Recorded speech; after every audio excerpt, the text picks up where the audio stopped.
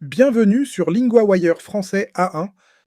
Aujourd'hui, deux histoires, Canada et États-Unis et des quadruplés en Australie. Pour comprendre, lisez les transcriptions, traductions anglaises et vocabulaire sur linguawire.com.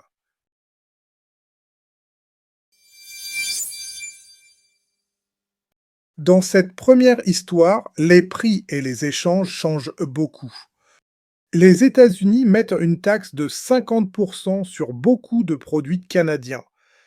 Cela touche par exemple le vin et les bâtons de hockey. Alexandre, tu nous expliques ça pour l'économie? Oui, cette taxe est très forte. Elle commence dans 30 jours. Elle vise beaucoup de produits qui viennent du Canada. Donc la tension monte entre les deux pays. Quels produits sont touchés et lesquels restent de côté? Le vin est touché et aussi le ciment. Mais l'énergie reste épargnée. Le poisson aussi reste épargné. Le Canada répond aussi, mais sans fermer la porte. Que dit Mark Carney? Il dit que le Canada veut intensifier les discussions. Il parle de nouvelles discussions dans les prochaines semaines. Donc ils peuvent encore parler. Mais pour l'instant, la pression monte. Oui, et ce nouveau pas rend le conflit commercial plus dur.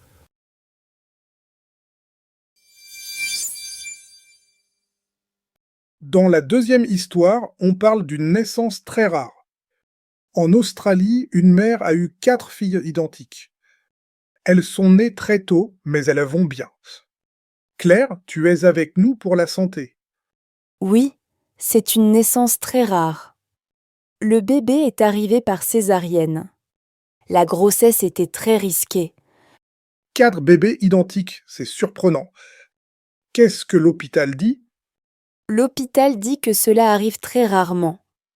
Il parle d'une chance d'environ 1 sur 15 millions. L'hôpital dit aussi que les filles partagent le même placenta. La famille a donc eu une grande surprise. Et la mère avait déjà 4 enfants, c'est bien ça?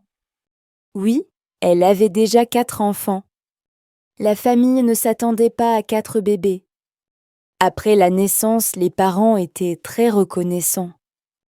On sent beaucoup de peur, puis de joie. Qu'est-ce qui est le plus marquant ici? Pour moi, c'est que les 4 bébés sont nés ensemble, en bonne santé.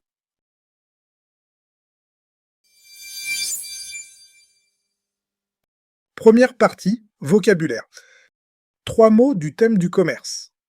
La taxe, de l'argent ajouté au prix. Ici, les États-Unis taxent des produits canadiens. Le produit, une chose qu'on vend ou achète. Ici, plusieurs produits sont touchés. Intensifier, cela veut dire rendre plus fort. Dans l'histoire, le Canada veut intensifier les discussions. Exemple. Nous voulons intensifier nos efforts. Deuxième partie, grammaire. À vouloir plus infinitif. On l'utilise pour dire qu'une personne ou un pays a une intention. Le Canada veut intensifier les discussions. Les parents veulent aider leurs enfants. Répétez, le Canada veut intensifier les discussions.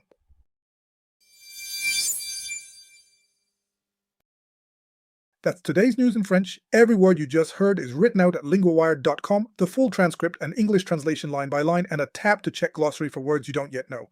That's linguawire.com. Follow the show so we're there in your feed tomorrow. Speak to you then.